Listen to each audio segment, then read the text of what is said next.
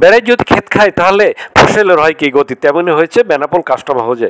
Benapole custom হাউসে নবনিযুক্ত custom commissioner যোগদানের পরেই অনিয়ম দুর্নীতি সহ বিভিন্ন অব্যবস্থাপনা রোধে কাজ শুরু করেন তিনি। এনজিও কর্মী ছাঁটাই সহ বন্দর ও কাস্টমসের বিভিন্ন গতি ফেরাতে কাজ শুরু করেছেন।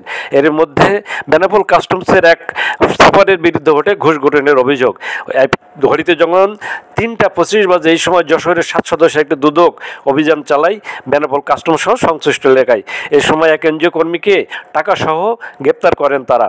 পরবর্তীতে এই সুপারের বিরুদ্ধেও ওঠে এই অনৈতিকতার গ্রহণের অভিযোগ। তবে যশোর থেকে আসা দুদক কর্মকর্তারা জানান কাস্টম সুপার তার ঘটনার সাথে সংশ্লিষ্টতা রয়েছে এবং ঘটনার সাথে জড়িত থাকার কথা স্বীকার করেছেন তিনি। আমরা জানবো শুনবো বিস্তারিত। হাসিবুর রহমান, এখানে যে আপনার হচ্ছে যে রাজস্ব কর্মকর্তা শামীমা খাতুন, শামীমা আক্তার, ওনার সাথে উনি হচ্ছে যে ওনার অবৈধ লেনদেনের সহযোগী। উনি এই টাকা পয়সা নিয়ে আজকে উনি টাকাটা ওনাকে হস্তান্তর করবে। এই টাকার লেনদেনের সঙ্গে সম্পৃক্ত ছিল বলে উনি জানিয়েছে এই হচ্ছে যে রাজস্ব কর্মকর্তা শামীমা আক্তার।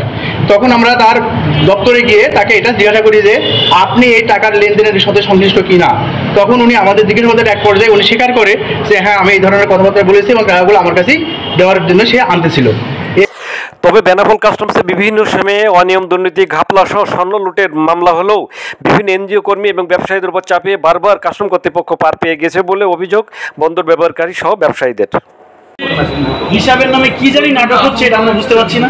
যারা পরবর্তীর একটা অপেক্ষা করছি, কাস্টমসের এক কর্মকর্তা আর এক এনজিও কর্মী যাদের আটক করে ভিতরে হিসাব কিতাব চলছে।